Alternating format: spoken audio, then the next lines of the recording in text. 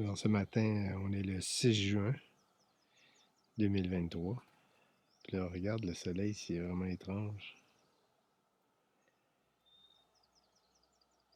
Ça, c'est à cause des particules dans l'air, les feux de forêt. T'as dit que c'est rare qu'on peut viser le soleil de même. Hein? Chance qu'il se lève à chaque matin. Hein? Merci soleil. Si un jour tu te lèves plus, ça va nous faire la leçon, nous les humains qui se croient. On se croit la bestiole suprême sur la Terre, mais pas sûr de ça, moi. Je pense qu'on est le cancer de la planète, finalement.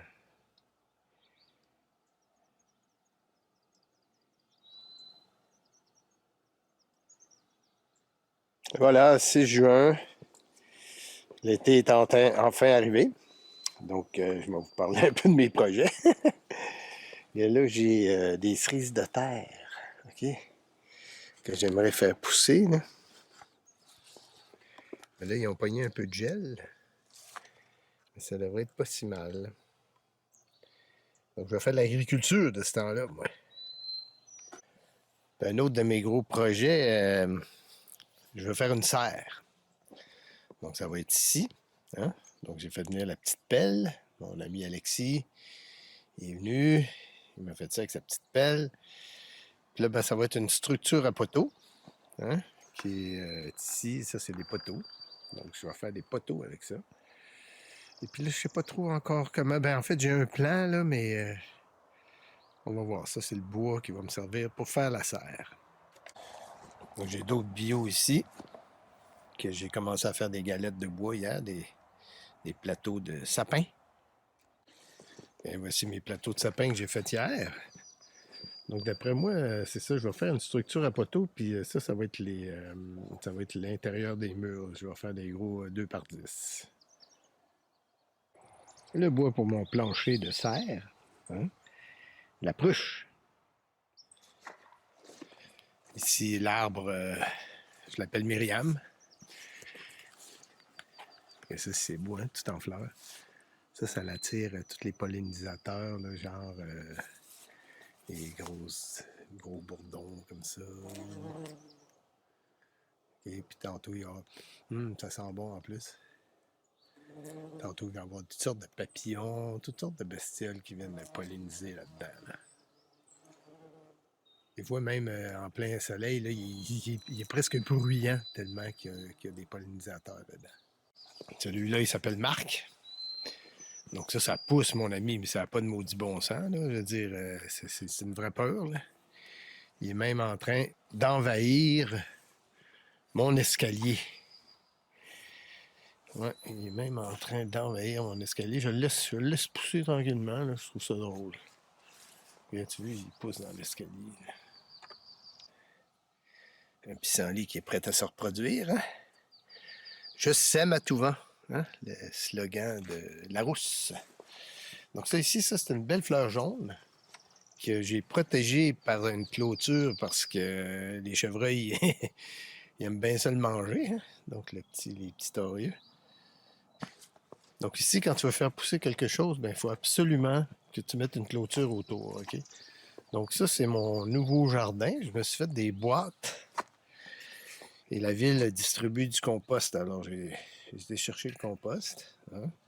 Là, il en reste encore. Je pense que je vais aller en chercher d'autres. Donc ici, la nourriture préférée des chevreuils, les hostas.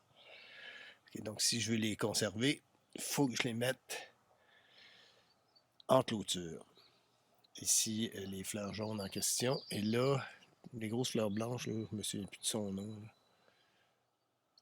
Ils commencent d'ailleurs à faire leur bulbe. Là, on les voit. Les myosotis. Là, il y en a plein de ce temps-là. Myosotis et fleurettes, jonquilles et marguerites sont la couleur des oiseaux. Ah, ben il y en a des blanches, ben torieux. Je pensais qu'elles étaient juste mauves. Il s'agit de regarder des fois, puis on s'aperçoit que on sait pas tout, hein? C'est une belle petite fleur, ça, hein?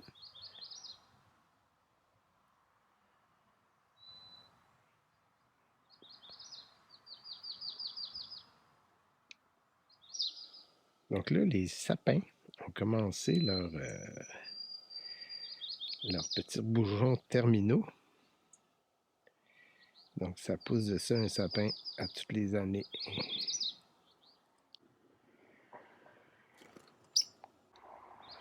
Donc tous les arbres ont leurs bourgeons terminaux. Donc là, on a ici le bourgeon terminal de l'épinette. Donc mettons que j'en prends un petit peu.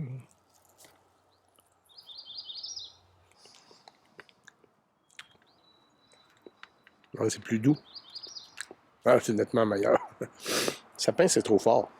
L'épinette, c'est mieux. Des petites fraises qui vont nous donner de bons petits fruits. Mais ça, pour ramasser des petites fraises comme ça prend une grand-mère parce que moi, j'ai pas la patience. Ça, il y en a plein. La petite fraise des champs.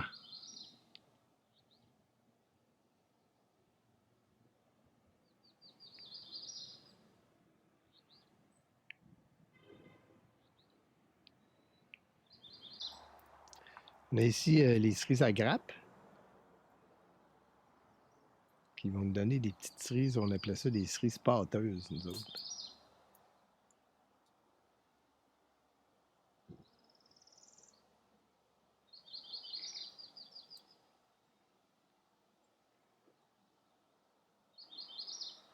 « 6h30, puis on voit que les humains sont réveillés parce que tantôt c'était super silencieux. Mais là, il y a des chars partout, de l'excavation. On dit ah ouais, vite! Faut construire, ah ouais, vite, ça presse! Des fleurs de pommier. Pommier sauvage. C'est ça qu'on entend, les machines. Là. Dès que j'aille rester bien creux dans le bois, on va avoir la maudite pelle, en tout cas.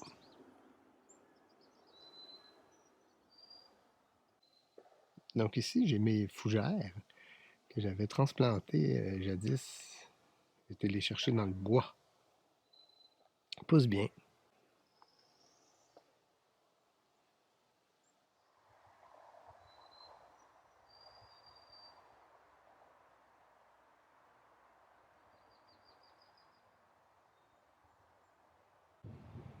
Ici, j'ai un genévrier que j'avais ramassé sur la côte nord avec ses bourgeons terminaux.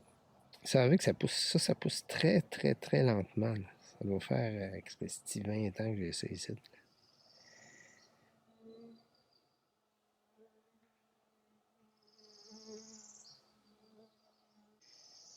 Ici, c'est des émeraucales, mais là, je lui mets une clôture autour parce que là, les chevreuils, quand la fleur sort, cloup, ils gobent la fleur. C'est bien tabarnache. Donc, je pense que je vais mettre une clôture ici parce que j'aimerais ça voir la fleur. Parce que j'arrive jamais à voir à cause des maudits dadis chevreuils. Ça, je sais pas le nom de ce plante-là, mais ça va faire une belle petite fleur mauve à un moment donné. Ça pousse sauvage. C'est qu'il y a des chars. Ça n'a pas d'allure. Il y a des chars partout, le monde est rendu fou.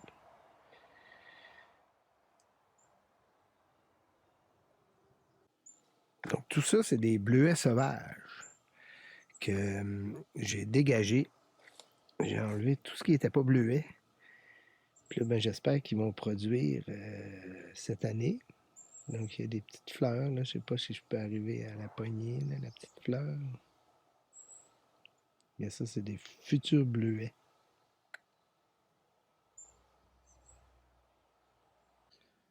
Ça, cette plante-là, je l'appelle le monstre. Parce que on appelle ça la livrée du Japon.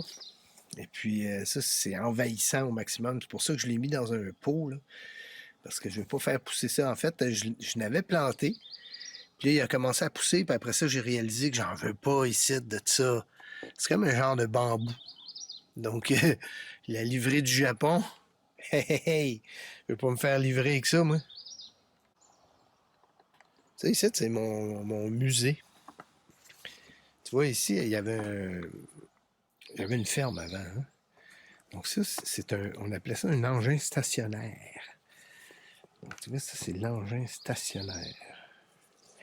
C'est sûr que j'essaierai pas de le faire démarrer, là, parce que il doit être un peu saisi. Ici, il y a une grosse roche que je suis en train d'aménager. Hein, j'ai tout nettoyé. Puis regarde, j'ai planté aussi des fougères qui, ça va très bien. Les fougères, ils poussent très bien. Ils poussent très bien les fougères. Puis je suis allé chercher dans le bois une autre plante qui poussait sur les rochers. Elle a l'air à bien aller, là. Donc j'ai recouvert cette roche-là de cette plante-là que j'ai prise sur un autre rocher. Parce que je voulais l'avoir chez moi. Donc ça, c'est la grosse roche en question. On va faire un beau jardin, hein? Ça, c'est vraiment spécial. C'est comme, je sais pas, moi, je trouve ça assez étrange. Il y a les marques dans la roche, là. C'est très géométrique. Moi, j'appelle ça mes hiéroglyphes. On sait pas, c'est peut-être un message.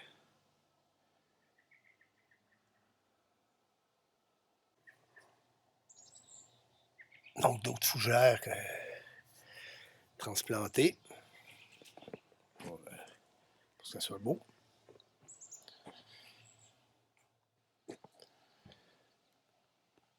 On a ici un autre projet que j'ai commencé, c'est une couple d'années, la grosse roche.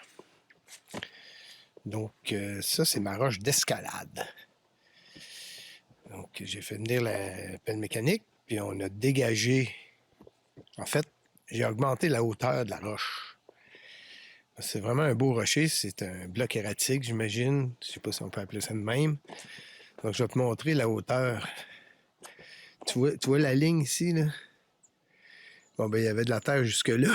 Puis là, avec la pelle mécanique, on a tassé toute la terre, fait une grosse butte. Puis là, ben, j'étais en train d'essayer de replanter du gazon ici, là. Ça, c'est vraiment juste pour le plaisir, là. Je vais faire le tour de la grosse roche.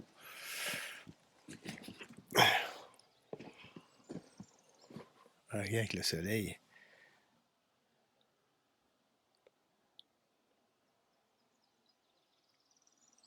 Le soleil est orange. Et la grosse roche. Tu vois, j'ai une voie. Ça, c'est la voie facile, ça, pour monter en haut, là. Quand on va monter. J'ai mis une corde, là, comme ça. Ça l'aide un peu. OK.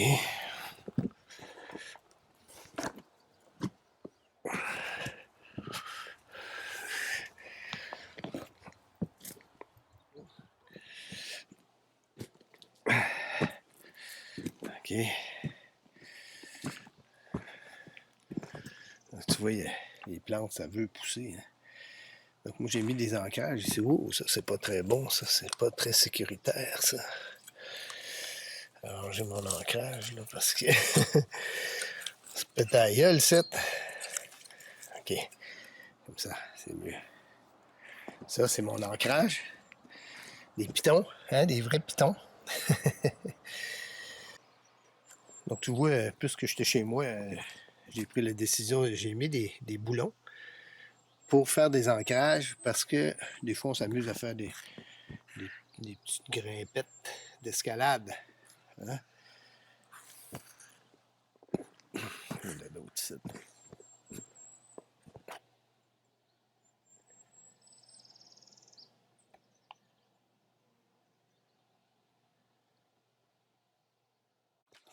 Tu vois comment c'est fort la nature, hein? Ça pousse d'un crack. Je te ferai une vidéo à un moment donné sur la grimpette, la grosse roche. champignons que j'ai fait à partir d'un arbre que j'ai coupé, hein, comme ça. Et ici, c'est les voies surplombantes. Donc, à un moment donné, on va venir grimper ça. OK? Tu vois, c'est vraiment du surplomb, là. Ah, il y a un petit peu de maringouin ici, le matin. Puis là, ici, dans mon projet de jardinage, ben, puisque la pelle mécanique était venue, il m'a fait de la belle terre, ben, j'ai planté des pétates. J'ai planté des pétates. Parce que c'est bon, des patates. On aime ça, des patates. Donc là, on va voir que ça va donner dans quelques semaines. Ici, j'ai planté des ronces odorantes, okay, que j'ai ramassées à Charlevoix, chez mon ami Denis. Donc ça, c'est supposément que ça se reproduit, que ça pousse n'importe où, soleil, pas soleil. Ronces odorantes. J'ai hâte de voir dans quelques semaines. Donc ici, j'ai planté des sauvageons, des petits cèdres que j'ai ramassés un peu partout, là. Ça va me faire une forêt de cèdres. Je sais pas. Là, il doit me rester à peu près 30 ans à vivre, 25, peut-être 20. Donc peut-être que je vais avoir le temps de voir ma forêt de cèdres, je sais pas. Mais qu'est-ce que tu veux? On va toujours bien planter une forêt de cèdres. Donc tu vois, c'est comme un deuxième terrain, ça. Puis j'ai fait faire un chemin, là. Là, c'était un peu trop invitant, donc j'ai mis une clôture comme ça parce que à un moment donné, j'étais arrivé chez nous, puis il y avait du monde de stationner qui était en train de tirer à carabine à air des cacanes. Donc là, je me suis dit, ouais, on va faire ça un petit peu moins invitant. Donc, c'est une clôture de perche que j'ai faite avec du vieux cèdre. Donc, tu vois, une clôture de perche, ça ressemble à ça. C'est efficace, en tout cas. Puis moi, si je veux passer, ben c'est facile. J'ai rien qu'à tasser les morceaux comme ça. Ça s'enlève facilement, OK? Quand je veux passer. On fait ça ici, il y a un petit ruisseau, puis avec des petites patineuses. On appelle ça des patineuses, nous autres. C'est une fois que c'est dessus, voilà. Hein, c'est une belle bestiole, hein? Les autres, ça a l'air que c'est ça, c'est...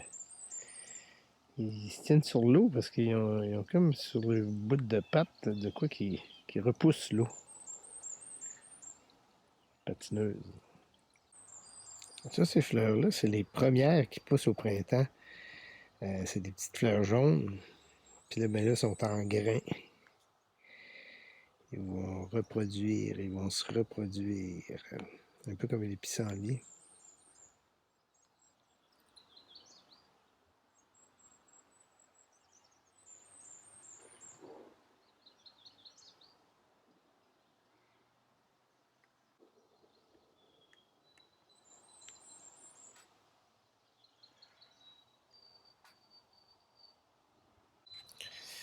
Donc là, c'est comme un genre de pierre tombale, ça, là. Hein? Ça serait pas pire pouvoir être enterré direct là. Ici, j'ai planté, j'ai extrait un arbre, puis je l'ai replanté. Mais je t'avoue qu'il fait pic en maudit. J'espère qu'il. Mais là, il annonce la pluie, là. Ça va peut-être l'aider, là, parce qu'il n'a pas aimé ça, finalement. Mais je pense que j'ai de l'espoir, j'ai de l'espoir. Donc ici, je vais faire des sculptures avec les souches. C'est pour ça que je les ai gardées. Donc tu vois, c'est pas les projets qui manquent. Il y en a d'autres, là. Là, je fasse un party de sculpteurs. Bon, ben, comme on peut voir, j'ai de quoi m'amuser pour tout l'été. Donc je pense que cet été, je vais travailler sur le terrain. Ben, c'est le fun, hein? C'est le fun. Ça fait beau. Bon, c'était les projets pour l'été à venir avec le randonneur masqué.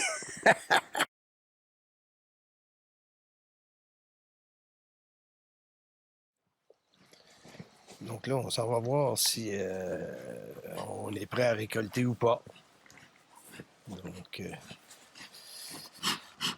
Donc la fumée, c'est pour qu'il rentre à l'intérieur. Puis on veut juste aller vérifier les hausses à miel.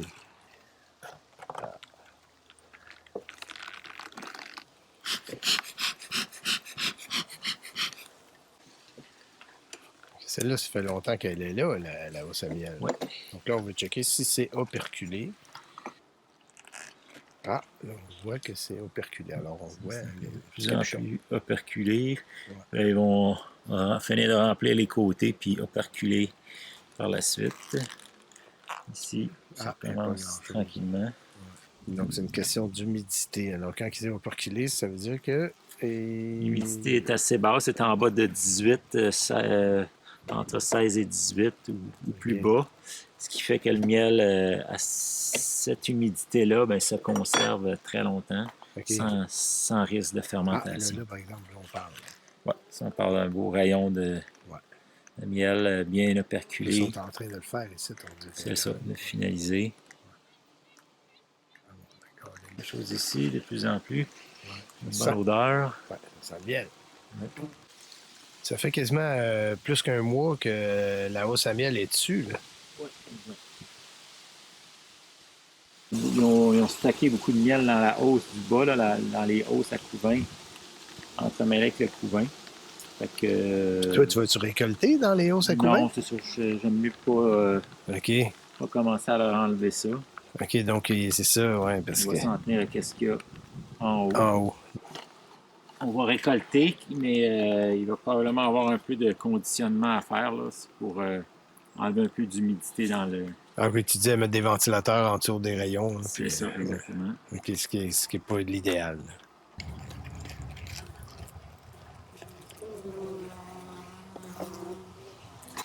Ouais, on voit que ça, c'est bien operculé. On dit, quand on extrait, là, si on dit que tu as 60... La règle du pouce, comme on dit, c'est que si tu as plus que 70% de ton cadre qui est operculé, ben, tu peux tout l'extraire au complet, puis tu devrais être en bas de 18. OK, comme celui-là, ça en est le cas. Ça, parce qu'évidemment, ici, on est en bas de 18, mais ici, on est au-dessus probablement. Mais un coup, tout ça, ça va être mélangé dans la même extraction. OK. Si tu as 70% ou plus qui est operculé, tu devrais être en dessous de 18%. Donc, c'est valide. Évidemment, on a des instruments pour le mesurer, le confirmer. Là. Mais c'est juste qu'un coup extrait, c'est encore plus dur d'enlever l'humidité dans une chaudière pleine, une grosse chaudière pleine de miel. Oui, c'est mieux dans les rayons, effectivement. Ici, je suis pas mal confiant qu'au centre, ici, juste en regardant, là, on voit que c'est operculé. Oui, c'est ça. On voit la cire qui referme. Fait que là, je vais aller en périphérie voir jusqu'où c'est operculé. Oh mon Dieu! C'est passé de coup ici, certain, hein? Ça a l'air pas pire pour tout. Ça n'a pas pire. On est mis 9 aussi pour laisser de l'espace. Un peu plus d'espace. C'est là qu'on voit tout de suite que la cire est plus large. On en profite, hein? Ils mettent un peu plus de miel dans chaque... Donc ça, c'est bien plein de miel. Ouais. Mais operculé de ce bord-là, pas mal, mais pas tant de l'autre bord. Pas tant de ce bord-là.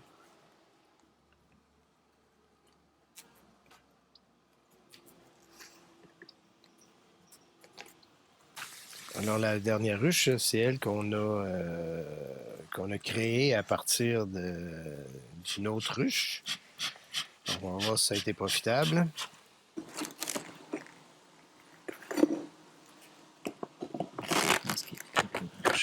Ouais, quand même, on est dans le 70%.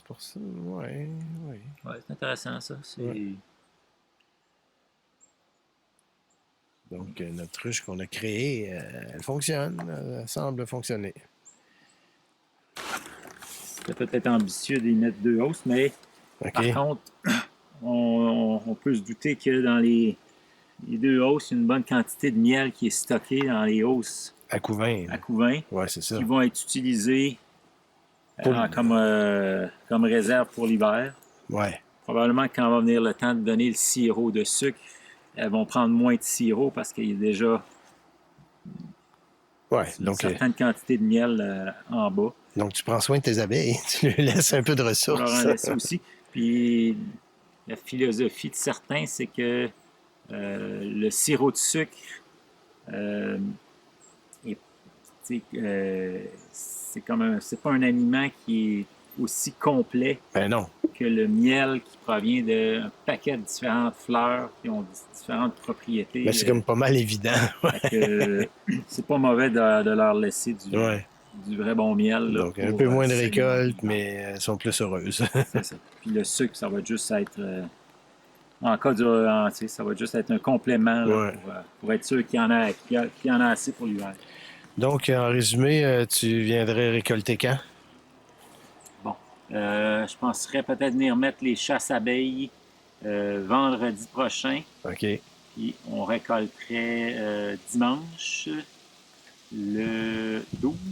OK. Et puis, on va trier nos cadres. Ceux qui sont operculés à 70% et plus, on va les extraire. C'est ça. Les autres, je vais les mettre de côté dans des hausses, puis je vais les conditionner là, dans les semaines qui vont suivre. Pour sortir une deuxième petite extraction. Là. OK. Donc, la saison serait terminée à ce moment-là. Ben, c'est ça, la saison de... En fait, la saison pas terminée pour l'apiculteur, parce que là, la journée que je viens que je viens récolter, je veux faire un premier nourrissage. OK, ouais. Puis après ça, dans la même semaine ou une semaine après, je vais venir faire un premier traitement de varroa. Ah, ben oui, le varroa, ouais. Fait que là, il faut que j'enchaîne. Je vais essayer d'enchaîner avant la première semaine d'octobre. Je vais essayer d'enchaîner au moins 3 traitements de varroa. Ouais. Puis un nourrissage. Le nourrissage, tu ne veux pas faire ça quand il commence à faire trop froid, parce que le sirop devient trop froid, puis les abeilles le prennent moins. Fait que c'est ça, là, c'est comme un gros mois pour l'apiculteur, la récolte, nourrissage, traitement. Bon, ben à suivre. La prochaine fois, ça va être la récolte. Apiculture avec Philippe.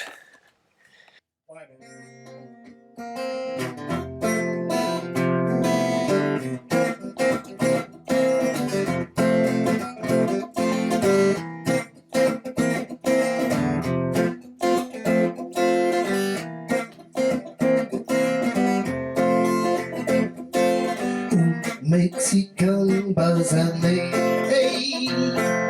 est allongé sur le sol, le sombrero sur le nez. Hey, Anguise, Anguise, Anguise, Anguise, Anguise. Des parasols, il n'est pas loin de midi après le soleil. C'est formidable aujourd'hui ce que j'ai sommeil. L'existence est un problème à n'en plus finir. Chaque jour, chaque nuit, c'est le même. Il vaut mieux dormir. Rien qu'à trouver à manger, c'est pas là une détail. Ça suffirait à pousser un homme.